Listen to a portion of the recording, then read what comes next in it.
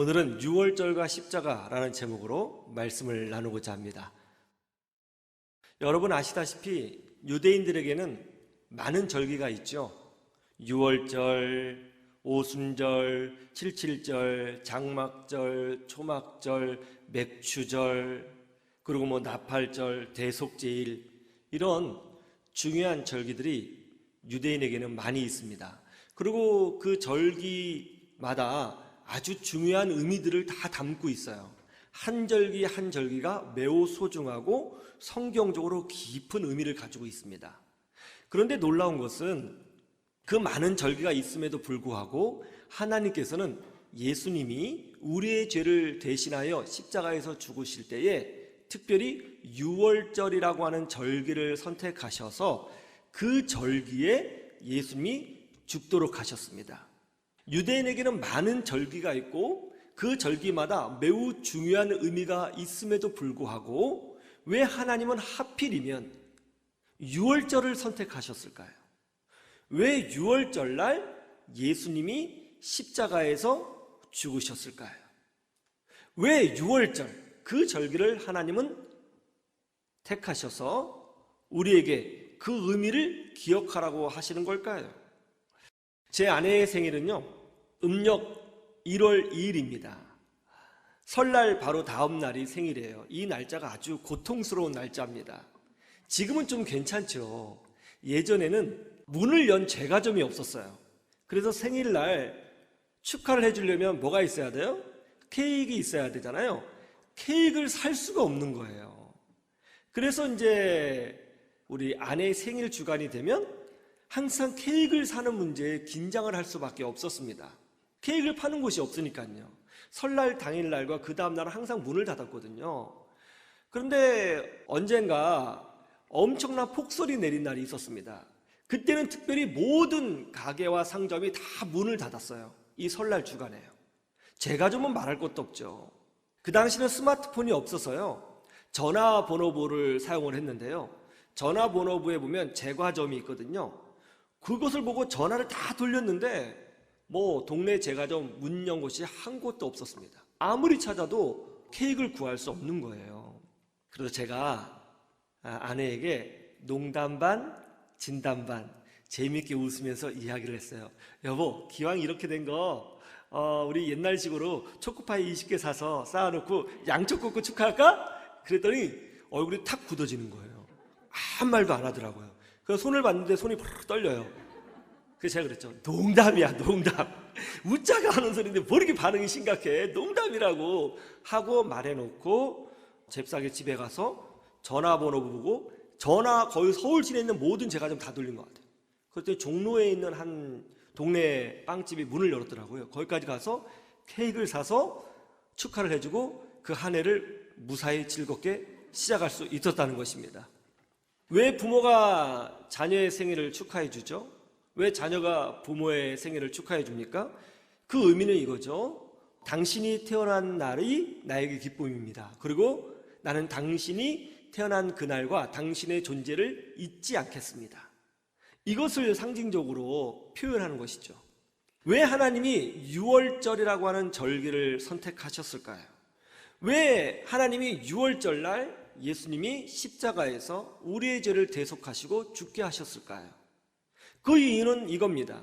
6월절이 가지고 있는 절기의 의미와 십자가의 의미가 같기 때문이에요. 6월절의 의미와 십자가의 의미가 같기 때문입니다. 의미가 똑같은 거예요. 하나님은 6월절의 핵심 의미와 십자가의 핵심 의미를 우리가 잊지 않고 영원히 기억해 주기를 원하신 거예요. 그래서 6월절을 선택하신 것입니다. 그러면 6월절의 핵심 의미가 뭘까요? 출애굽기 12장 2절에 나와요. 6월절의 핵심 의미. 출애굽기 12장 2절. 하나님이 이스라엘 백성에게 뭐라고 명령하셨죠? 6월절이 이스라엘의 첫 번째 달, 첫 번째 날이 되도록 하라. 이렇게 명령하셨어요.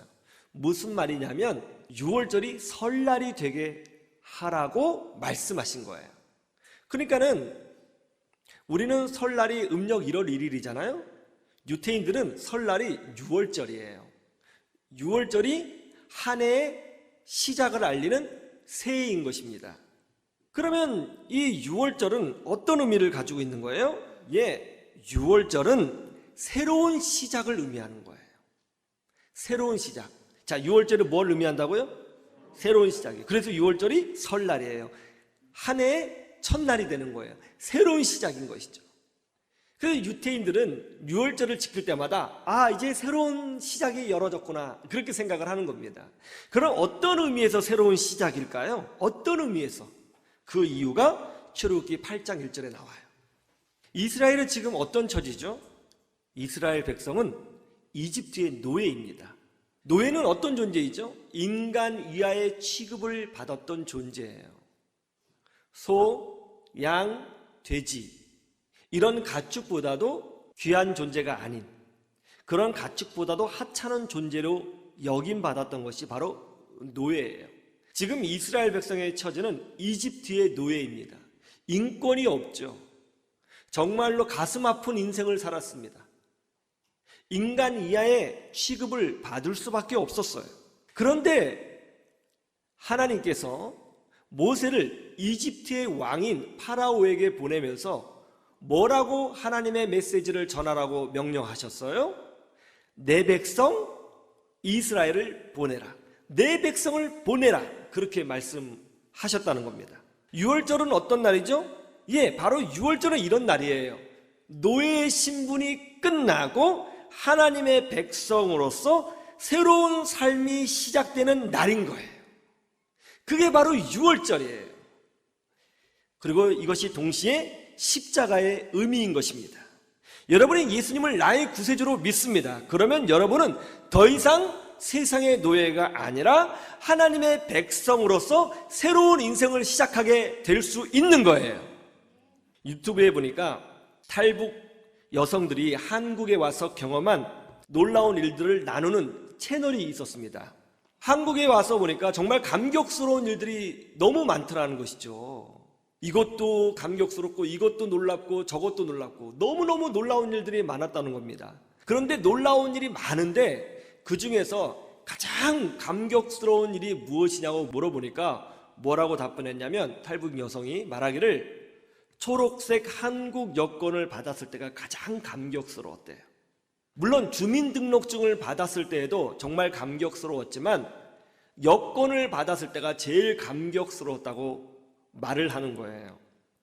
중국에 있을 때 북한 여권을 보여준 적이 있는데 중국 공안들이 북한 여권을 그렇게 무시했다는 거예요. 북한 사람들을 그렇게 무시했답니다. 그리고 여권이 없이 탈북해서 중국에 살았을 때, 그리고 중국인들 집에 들어가서 잡일을 해주는 사람으로 있었을 때에는 정말로 인간 이하의 취급을 받으며 살았답니다. 북한을 빠져나와 도망 다닐 때였다고 합니다. 중국의 어느 시골 농장에서 일을 해주면서 탈북한 가족이 함께 두려움 속에서 살고 있었다고 해요. 주인집 딸이 너희들은 이런 신분증 없지? 너희들 탈북했지? 내가 신고하면 너희들 다 죽어 알지? 하면서 놀리기도 하고 늘 협박을 했다는 것입니다. 그런데 한 번은 이 주인집 딸이 자기 신분증을 가지고 막 놀리다가 그걸 소파 위에 올려놓고 나갔대요. 그런데 이제 그 신분증이 소파 사이에 있는 틈바구에 빠진 모양입니다. 이 주인집 딸이 와서 자기 신분증을 보니까 없는 거예요. 그러자 다짜고짜 이 탈북 여성을 보고, 그때는 소녀였겠죠. 10대 소녀인데 탈북 여성을 보고 네가 훔쳐갔지? 하면서 소리를 지르더라는 것입니다. 그 말을 들은 주인집 아저씨가 와서 이 어린 탈북 소녀의 멱살을 잡고 뺨을 무차별로 막 때리더라는 거예요. 그런데 그 모습을 자기 아빠가, 일하고 있는 자기 아빠가 봤대요. 딸이 맞는 모습을. 그 아빠가 막 달려와서 무릎을 꿇고 잘못했다고 용서해달라고 막 빌었답니다. 그랬더니 그 주인집 중국인이 막 소리를 지르면서 니들 어떤 처지인 거 다 안다. 내가 너희들 지금 어떻게 돌봐주고 있는데 이렇게 할 수 있느냐 하면서 막 때리더라는 것입니다. 그때 이 탈북 여성이 난 절대로 훔쳐가지 않았다. 그거 가져가서 뭐 하겠느냐. 한 번만 더 찾아봐 보시라. 그랬더니 그 주인집 아저씨가 내가 한 번 더 찾아서 없으면 너 다 죽을 줄 알아? 그러면서 이제 가서 막 찾았는데 그 신분증이 소파 사이에 껴 있었던 거예요. 그걸 딱 가지고 나오더랍니다. 그때 이제 탈북 녀석이 그거 보라고 안 훔쳐갔지 않느냐고 그랬더니 오히려 버럭 화를 내면서 너희들 어디서 이런 소리를 하느냐고, 신고 안 해준 것만 해도 고마워야 되지 않느냐 하면서 나가라고 뭐 쫓아내더라는 거예요. 근데 월급도 그런 것도 주지도 않고 쫓겨났답니다. 그때 쫓겨나갈 때 너무나 서럽고 너무나 아프고 너무나 고통스러웠답니다. 그런데 중국에서도 인정받는 대한민국 초록색 여권을 받았으니 얼마나 큰 감격이었겠어요. 이 탈북 여성의 가족들과 함께 중국 여행을 갔다고 합니다. 그런데 길에서 중국 공안이 자기를 보더니 오라고 손짓을 하더라는 거예요. 그때 심장이 철렁 내려앉았다는 거예요.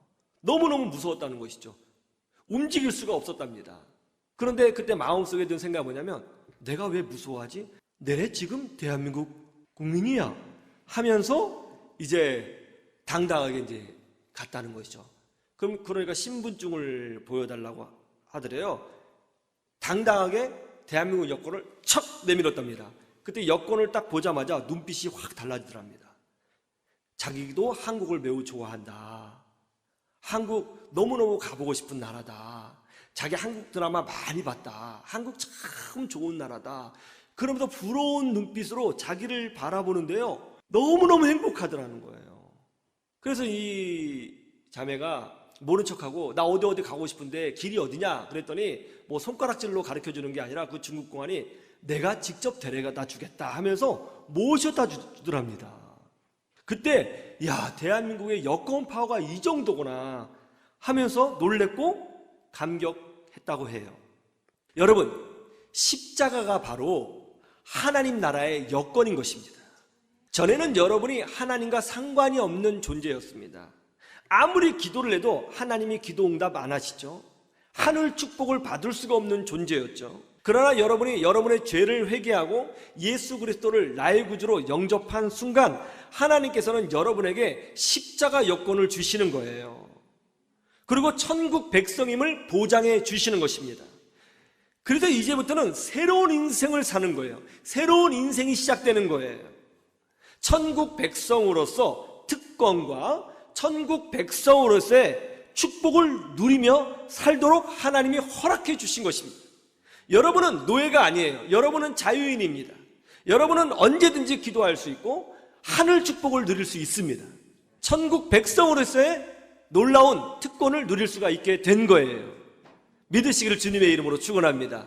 저는 바라기는 이 천국 백성들만이 누릴 수 있는 그 기쁨과 기도 응답과 천국의 축복을 이 땅에서 여러분들이 풍성히 누리기를 주님의 이름으로 축원합니다.